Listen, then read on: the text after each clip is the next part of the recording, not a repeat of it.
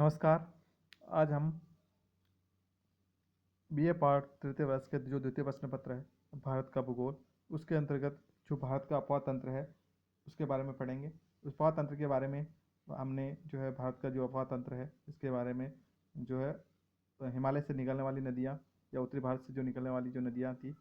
उसके बारे में पढ़ा। उसके बाद में जो है प्रायद्वीपीय भारत का जो प्रवाह तंत्र है या दक्षिणी भारत का जो नदियाँ हैं उसके बारे में पढ़ा। और उस लास्ट में जो है आंतरिक प्रवाह की जो क्षेत्र है उसके बारे में पढ़ा था। अब हम जो है अफवाह तंत्र के अंतर्गत प्रायद्वीपीय जो भारत की जो नदियाँ हैं और हिमालय से या उत्तरी भारत से जो निकलने वाली जो नदियाँ हैं उसके अंतर्गत मुख्य अंतर कौन कौन से हैं उसके बारे में पढ़ेंगे कि इन नदियों के अंतर्गत मुख्य अंतर क्या क्या है। तो इसके अंतर्गत आपको ये जो प्रश्न है वो एग्ज़ाम के अंदर कई बार पूछा जाता है कि हिमालय से निकलने वाली जो नदियाँ हैं और प्रायद्वीपीय जो भारत से निकलने वाली जो नदियाँ हैं उसके अंतर्गत मुख्य अंतर कौन कौन से हैं। हिमालय से जो निकलने वाली जो नदियाँ हैं और प्रायद्वीपीय जो भारत की जो नदियाँ हैं उसमें मुख्य अंतर निम्न प्रकार से हैं। पहला, हिमालय से निकलने वाली नदियों में वर्ष भर जल रहता है। इसका कारण यह है कि हिमालय की नदियों को वर्षा और हिम दोनों से ही जो जल प्राप्त होता है, जबकि प्रायद्वीपीय भारत की नदियाँ हैं वो मुख्यतः वर्षा पर निर्भर है और कुछ प्रायद्वीपीय भारत की नदियों में वर्ष भर जल रहता है। इसका कारण यह है कि वह नदियाँ या तो ज्वालामुखी झीलों से निकलती है या फिर वो झरनों से उसको जल प्राप्त होता है, जिस प्रकार से इसमें कावेरी गोदावरी जो नदियाँ हैं उसके मुख्य नदियाँ हैं। तो हिमालय से निकलने वाली नदियाँ नित्यवाही नदियाँ हैं और बाकी जो नदियाँ हैं प्रायद्वीपीय भारत की वो मौसमी है, जिसके अंतर्गत वर्षा ऋतु के अंदर ही या ग्रीष्म ऋतु के अंदर ही क्या होता है जल इनको प्राप्त होता है, इस कारण जल रहता है और बाकी समय में यह जो है सूख जाती है। दूसरा जो अंतर है वो हिमालय की नदियों का जल संग्रहण क्षेत्र प्रायद्वीपीय भारत की नदियों की तुलना में अधिक है, अर्थात हिमालय से जो निकलने वाली जो नदियाँ हैं उसके अंतर्गत बहुत अधिक मात्रा में जो है जल संग्रहण क्षेत्र उसका जो कैचमेंट एरिया है जो बेसिन क्षेत्र है वो काफ़ी बड़ा है, जिस कारण से उसका जल संग्रहण क्षेत्र बड़ा है। और जो प्रायद्वीपीय भारत की जो नदियाँ हैं उनका जो जल संग्रहण क्षेत्र है कैचमेंट एरिया है वो काफ़ी छोटा होता है। हिमालय की जो नदियाँ हैं वो प्रायद्वीपीय नदियों की तुलना में काफ़ी लंबी है। तो हिमालय से जो निकलने वाली जो नदियाँ हैं उनकी लंबाई अधिक है, जबकि प्रायद्वीपीय जो भारत की जो नदियाँ हैं उनकी लंबाई काफ़ी कम है, तो वो डायरेक्ट ही जल्दी ही जो है समुद्र तक पहुँच जाती है, जबकि हिमालय से निकलने वाली नदियों को समुद्र तक पहुँचने में काफ़ी अधिक समय लगता है। हिमालय की नदियाँ मात्र दो अफवाह तंत्र सिंधु व गंगा ब्रह्मपुत्र का निर्माण करती है, अर्थात स्रोत से अनेक नदियों के निकलने के बावजूद मात्र दो नदियाँ समुद्र में गिरती है एवं अन्य नदियाँ सहायक नदी के रूप में कार्य करती है। तो हिमालय से जो निकलने वाली जो नदियाँ हैं वो मुख्य रूप से उनके अंतर्गत जो दो तीन नदियाँ हैं वही क्या करती है समुद्र तक पहुँच पाती है और इन नदियों के अलावा जो है अन्य नदियाँ उसके सहायक के रूप में कार्य करती है, जिनकी लंबाई काफ़ी अधिक लंबाई होते हुए भी वो एक सहायक नदी के रूप में ही प्रवाहित होती है। जबकि प्रायद्वीपीय भारत की अनेक नदियाँ सीधे समुद्र में गिरती है। 1000 किलोमीटर से अधिक लंबाई रखने वाली हिमालय की नदियाँ सहायक नदी का कार्य करती है, जबकि प्रायद्वीपीय भारत की जो है 20 से 25 किलोमीटर लंबी नदी भी सीधे जो है समुद्र में गिरती है। तो प्रायद्वीपीय भारत की जो नदियाँ हैं उनकी लंबाई कम है और जो हिमालय से निकलने वाली जो नदियाँ हैं उनकी लंबाई अधिक है। और इसके अलावा जो हिमालय से जो निकलने वाली जो बड़ी नदियाँ हैं उनमें गंगा और जो कह सकते हैं अपन सिंधु जो नदियाँ हैं वही क्या है समुद्र तक पहुँचती है और बाकी जो नदियाँ हैं उसके सहायक रूप में कार्य करती है।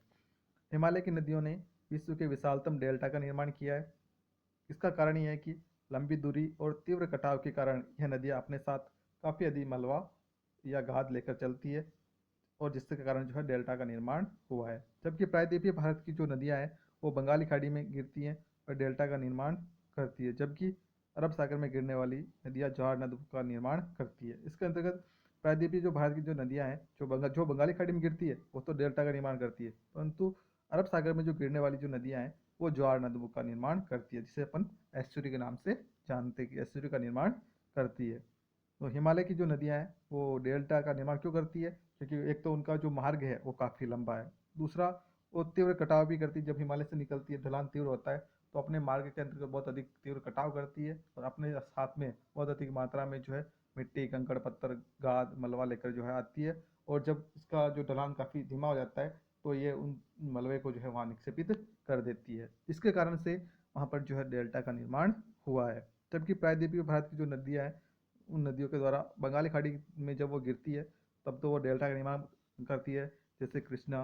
गोदावरी, कावेरी, ये जो नदियाँ हैं वो नदियाँ क्या करती है, डेल्टा का निर्माण करती है। जबकि प्रायद्वीपीय भारत की जो कुछ नदियाँ हैं जो अरब सागर की और या अरब सागर में गिरती है, जैसे नर्मदा, ताप्ती, शरावती, पेरियार, ये जो नदियाँ हैं वो सब जो नदियाँ हैं वो नदियाँ क्या करती है, सीधे जो है कह सकते हैं अरब सागर में गिरती है या एस्चुरी या ज्वार नदबों का निर्माण करती है। एस्चुरी के अंतर्गत चूँकि जो एस्चुरी का निर्माण इसलिए होता है पश्चिमी घाट के ऊपर जो नदियाँ अरब सागर में गिरती है, क्योंकि पश्चिमी घाट क्या है, एक खड़ा ढाल है, एक पर्वत का उदाहरण है, जहाँ से जो ये जो भाग है वो या कह सकते हैं ये एक भ्रंश कगार है जो कि पर्वत के रूप में मौजूद है, जो कि अफ्रीका के अलग होने से बना था। तो ये खड़ा ढाल है तो डायरेक्टली जो नदियाँ हैं वो यहाँ पर जो है समुद्र के अंतर्गत मिल जाती है। हिमालय की अनेक नदियाँ पूर्ववर्ती है, इन नदियों में काफ़ी गहरे गोज का निर्माण किया है और लंबी अवधि एवं कठोर संरचना के कारण प्रायद्वीपीय भारत की नदियाँ खुली हुई और संतुलित घाटियों से होकर प्रवाहित होती है। यह नदियाँ अनुवर्ती और अनुगामी हैं। तो हिमालय की जो नदियाँ हैं वो पूर्ववर्ती है, क्योंकि इन नदियों का जो विकास हो चुका था, निर्माण जो है हिमालय से पूर्व का ही है, तो पहले से ये प्रभावित हो रही है, इसलिए ये जो है पूर्ववर्ती के नाम से जानी जाती है और ये इन्होंने काफ़ी गहरे गोर्जों का भी निर्माण किया है। जबकि जो प्रायद्वीपीय भारत की जो नदियाँ हैं वो काफ़ी संतुलित घाटियों में प्रवाहित होती है और अनुवर्ती या अनुगामी मतलब जिनका ढाल या ढलान के अनुसार ही ये प्रवाहित हो रही है, संरचना के अनुसार ही। सातवां जो अंतर है वो हिमालय की नदियाँ विसर्पण करती है और तथा एवं कभी कभी अपने मार्ग को परिवर्तित कर लेती है।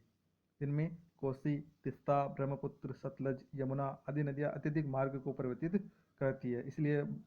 कोसी नदी को बंगाल का सो कहा जाता है, दामोदर नदी को जो है पश्चिम बंगाल का सो कहा जाता है, तो ये जो है बंगाल का सो कहा जाता है। तो ये इस प्रकार से जो नदियाँ हैं वो नदियाँ अपने मार्ग परिवर्तन के लिए जानी जाती है। जबकि प्रायद्वीपीय भारत की जो नदियाँ हैं वो कठार चट्टानों की उपस्थिति और जो जलोढ़ है उनकी कमी के कारण विसर्पण नहीं कर पाती है। उसके अंतर्गत वो जो नदियाँ हैं वो एक सीधे मार्ग के अंतर्गत प्रवाहित होती है। हिमालय की नदियाँ जल यातायात की दृष्टि से तुलनात्मक रूप से अधिक उपयोगी है और डेल्टाई भागों को छोड़कर प्रायद्वीपीय भारत की नदियाँ जल परिवहन के लिए उपयुक्त नहीं है। तो हिमालय की जो नदियाँ हैं उनका जो है परिवहन के लिए या जल यातायात के लिए उसका उपयोग अधिक होता है, जबकि प्रायद्वीपीय भारत की नदियाँ जल यातायात के लिए या जल परिवहन के लिए उपयुक्त नहीं है। इसका मुख्य कारण है प्रायद्वीपीय भारत की जो नदियाँ हैं उनका जो धारा है वो तीव्र होती है, जो ढाल है तीव्र है, इस कारण वो तीव्र गति से प्रभावित होती है और रास्ते के अंतर्गत जो है मार्ग के अंतर्गत जो है जलप्रपात स्थित है, तो जलप्रपात होने के कारण वो नौगम्य नहीं है। हिमालय से निकलने वाली नदियाँ चार प्रकार के प्रतिरूप का निर्माण करती है। पर्वतीय भाग के अंदर हिमालय से निकलने वाली नदियाँ वृक्षाकार प्रतिरूप का निर्माण करती है, ऊपरी मैदानी भाग के अंतर्गत समानांतर प्रतिरूप का निर्माण करती है, मध्यवर्ती मैदान के अंतर्गत विसर्पण और निम्न मैदान में जालीनुमा जो प्रतिरूप है उसका निर्माण करती है। प्रायद्वीपीय भारत की पूर्व की ओर प्रवाहित होने वाली नदियाँ पूर्वी घाट तक वृक्षाकार प्रतिरूप एवं तटीय मैदानों में जालीनुमा प्रतिरूप